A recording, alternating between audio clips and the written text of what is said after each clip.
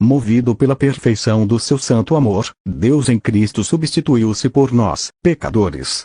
É esse o coração da cruz de Cristo. Ele nos leva agora a nos voltarmos do acontecimento para as suas consequências, do que aconteceu na cruz para o que ela alcançou. Porque tomou Deus o nosso lugar e levou o nosso pecado. O que realizou ele com seu auto-sacrifício e sua auto-substituição?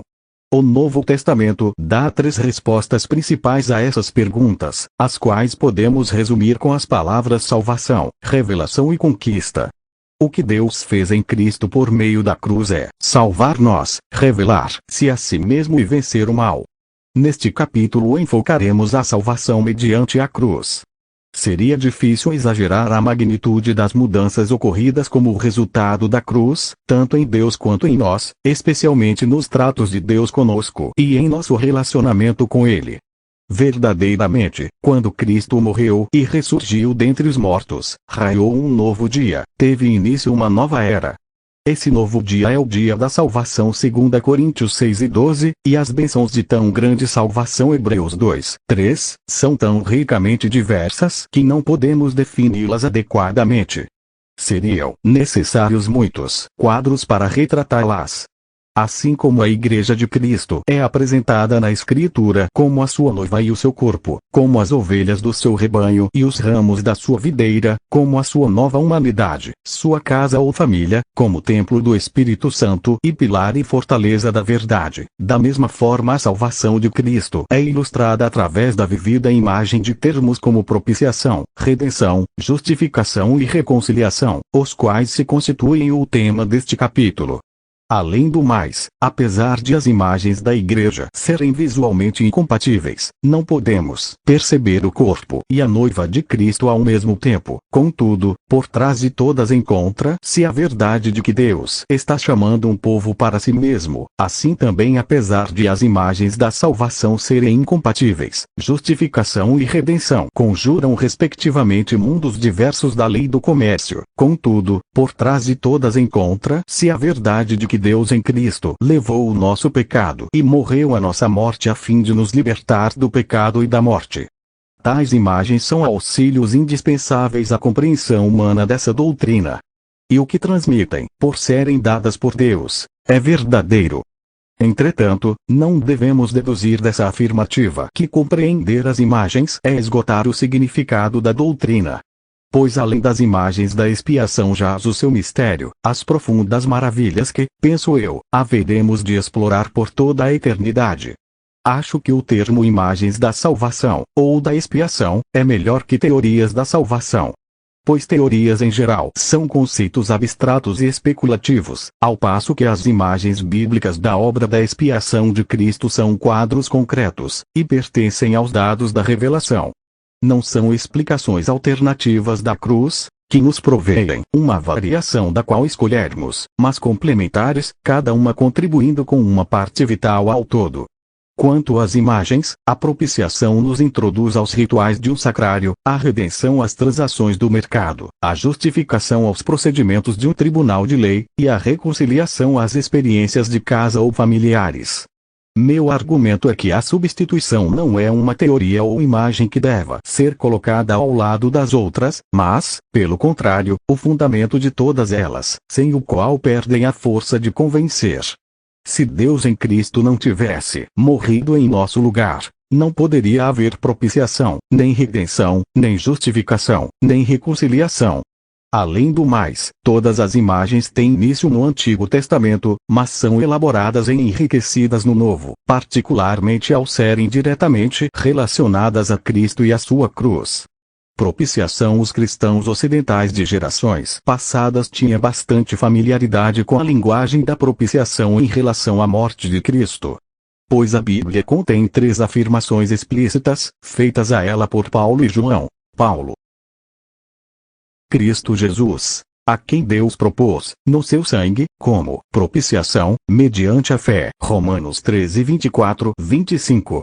João. Temos advogado junto ao Pai, Jesus Cristo, o justo. E ele é a propiciação pelos nossos pecados. Nisto consiste o amor, não em que nós tenhamos amado a Deus, mas que ele nos amou, e enviou o seu Filho como propiciação pelos nossos pecados. 1 João 2, 1, 2, 4 e 10. Embora nossos antepassados conhecessem bem esse tipo de linguagem, não quer dizer que se sentiam à vontade em usá-la. Propiciar alguém significa apaziguar ou pacificar a sua ira. Será, pois, que Deus se enraivece? Se assim for, podem ofertas ou rituais pacificar a sua ira? Ele aceita subornos? Tais conceitos parecem mais pagãos do que cristãos. É compreensível que animistas primitivos considerassem essencial aplacar a ira dos deuses, espíritos ou ancestrais, mas são noções como essas dignas do Deus dos cristãos.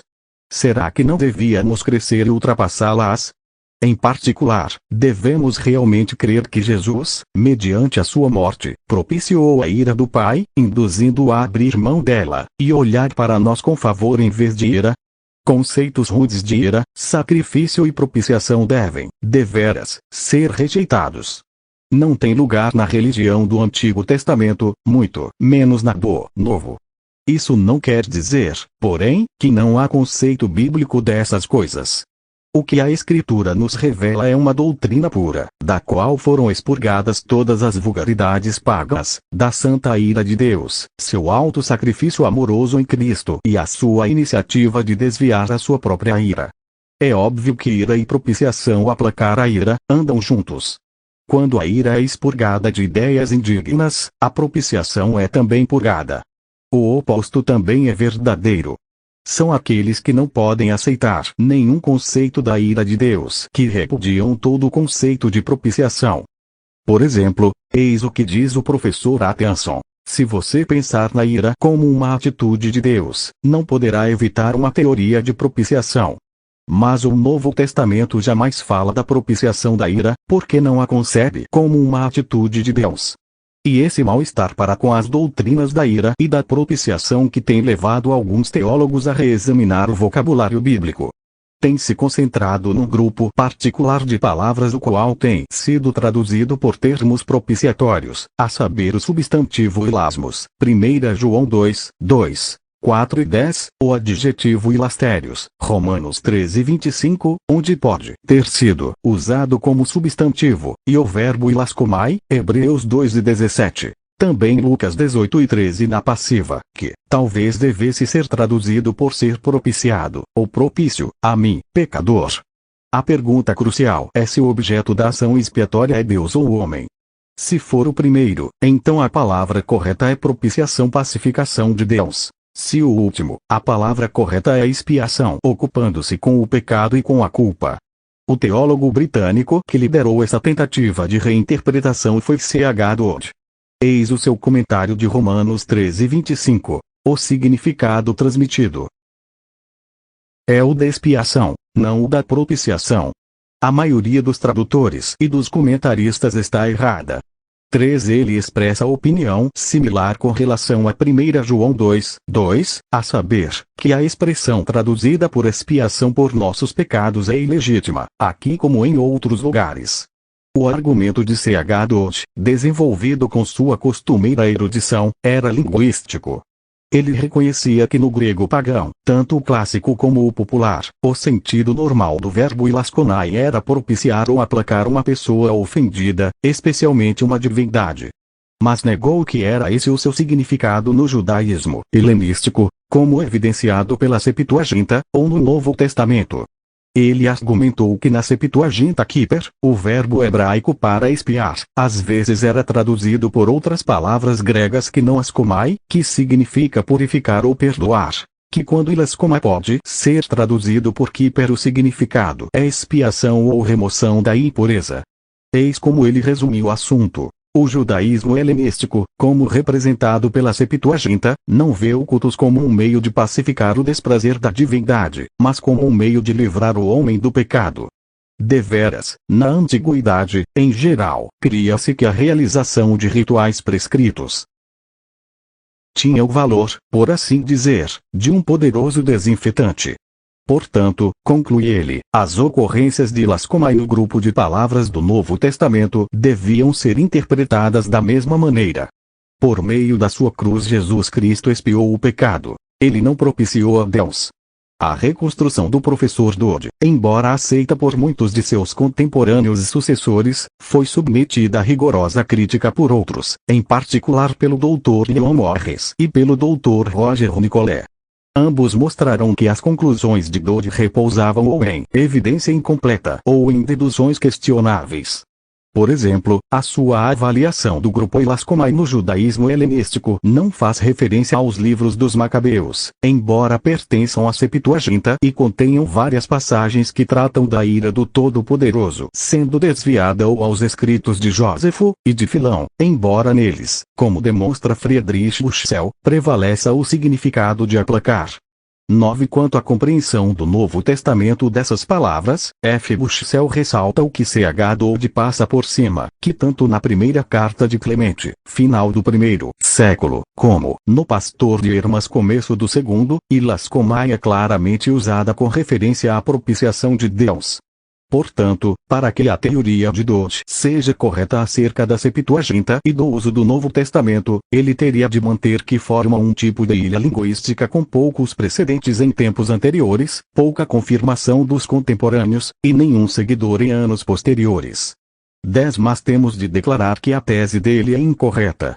Até no próprio cânon do Antigo Testamento há vários exemplos em que Kipper e lascomai são usadas com referência à propiciação da ira dos homens, como Jacó pacificando a Esaú com presentes e o sábio apaziguando a ira do rei, ou de Deus, como Arão e Finéias que desviaram dos israelitas a ira divina.